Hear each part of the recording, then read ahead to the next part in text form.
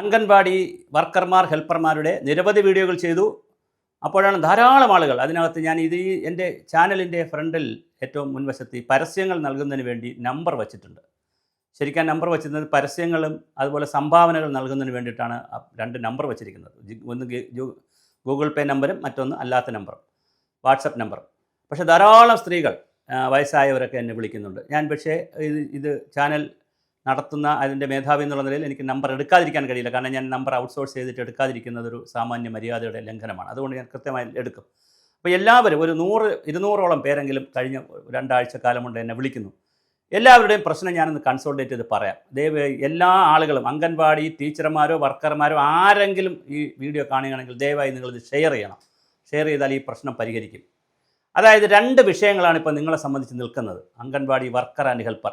പിന്നെ ശമ്പളത്തിൻ്റെ കുറവുണ്ട്, ആനുകൂല്യക്കുറവുണ്ട്, ഇൻക്രിമെൻ്റ് ഉണ്ട്, ഗ്രാറ്റുവിറ്റി ഉണ്ട്, പിന്നെ BLOമാരായിട്ട് മാറ്റി, അതൊക്കെ മാറ്റി വയ്ക്കൂ. അതെല്ലാം മാറ്റി വെച്ചാൽ ഏറ്റവും കാർഡിനലായിട്ട് നിൽക്കുന്ന 2 വിഷയങ്ങൾ. ഒന്ന്, 2022 ശേഷം റിട്ടയർ ആയവർക്ക് ക്ഷേമനിധി കൊടുത്തിട്ടില്ല. അപ്പോൾ ഇതുമായി ബന്ധപ്പെട്ട് ക്ഷേമനിധി ബോർഡിൻ്റെ CEO ആയിട്ടും ചെയർപേഴ്സണുമായിട്ട് ഞാൻ ഫോണിൽ സംസാരിച്ചിരുന്നു. അപ്പോൾ അവർ പറഞ്ഞത് ഗവൺമെൻറ്റിൽ ഫയൽ ഉണ്ട്.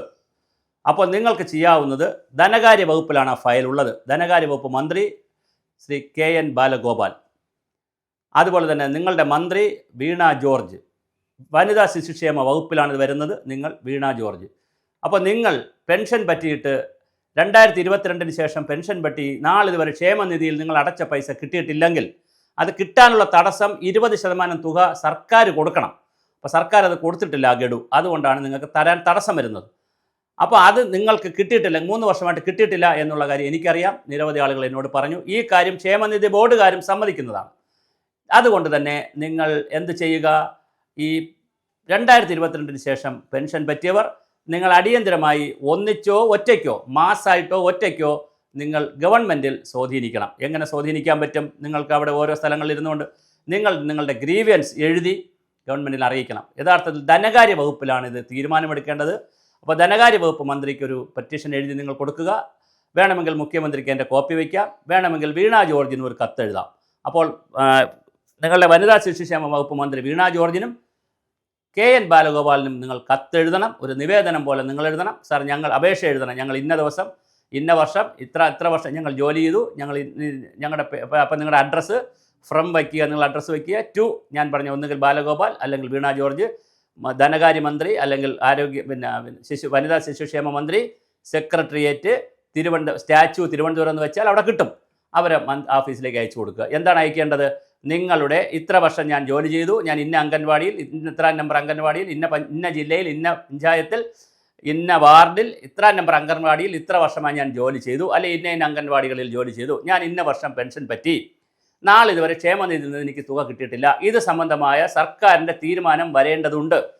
ഇതിനെ ബന്ധിച്ചുള്ള ഫയൽ ധനകാര്യ വകുപ്പിലും ഉണ്ടെന്ന് അറിയുന്നു.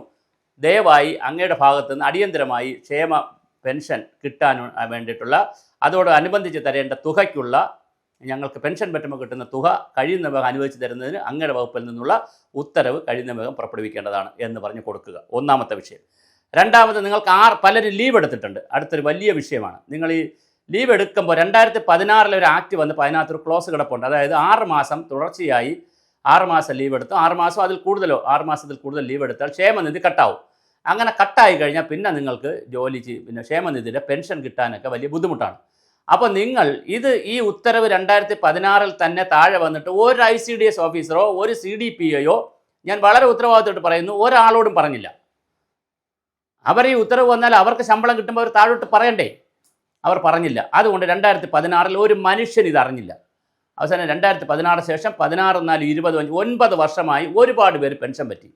ആ പെൻഷൻ പറ്റിയപ്പോഴാണ് അവർ 40 വർഷം 30 വർഷമൊക്കെ ജോലി ചെയ്തതിൻ്റെ ഇടയിൽ മക്കളുടെ പ്രസവം, പിന്നെ കുഞ്ഞൂണ്, ആ ഊണ്, പിന്നെ ആ പ്രശ്നങ്ങൾ, പിന്നെ ആരോഗ്യ പ്രശ്നങ്ങളൊക്കെ ആയിട്ട് അവർ 6 മാസത്തിൽ കൂടെ ലീവ് എടുത്ത ഒരുപാട് പേരുണ്ട്. അവർക്ക് പെൻഷൻ കിട്ടുന്നില്ല. അങ്ങനെ ഒരു 300ഓളം പേരുണ്ട് കേരളത്തിൽ ക്ഷേമനിധിയുടെ ഇതിൽ. അവരുടെ ഫയലും ധനകാര്യ വകുപ്പിലാണ്.